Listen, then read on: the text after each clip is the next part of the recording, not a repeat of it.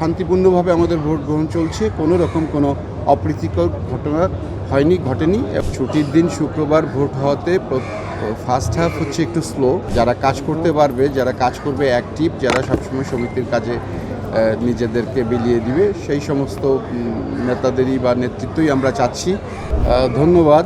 আমরা যথারীতি 9টায় আমরা ভোট গ্রহণ শুরু করেছি 9টার থেকে এখন 1টা পর্যন্ত আমাদের চলবে। এরপরে আমাদের 1 ঘন্টা জুমার নামাজের বিরতি থাকবে, আবার 2টা থেকে 6টা পর্যন্ত একটানা ভোট গ্রহণ হবে।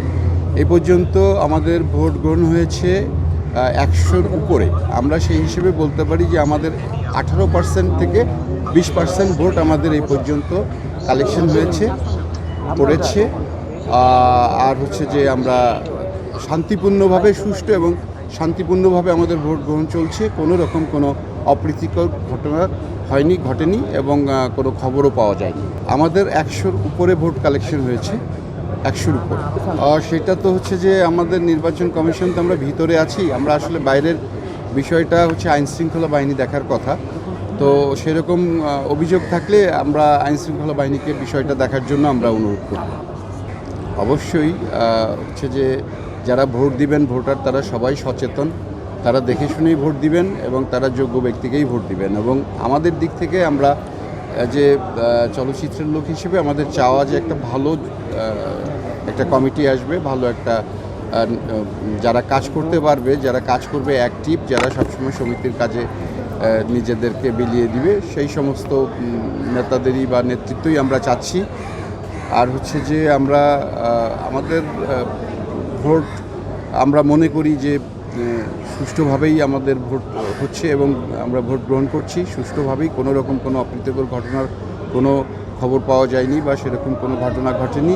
আর যারা যদি অনিয়ম কিছু হয়, আমরা তো ভিতরে আমরা কাজ করছি বুথের ভিতরে, বাইরের কোনো অনিয়ম হলে আমরা আমরা আবারও নিরাপত্তা বাহিনীকে বলবো, আইন শৃঙ্খলা বাহিনীকে বলবো সেটা দেখার জন্য। প্রথম হাফ যেহেতু শুক্রবার আজকে ছুটির দিন শুক্রবার ভোট হওয়াতে ফার্স্ট হাফ হচ্ছে একটু স্লো। এটা সবসময় আমরা যখন ভোট করেছি ছুটির দিনে ফার্স্ট হাফ একটু ভোটার কম থাকে এবং জুমার নামাজের পর আশা করি ভোট দেওয়ার সংখ্যা বাড়বে, খুব ভালোভাবেই বাড়বে ভোট দেওয়ার সংখ্যা।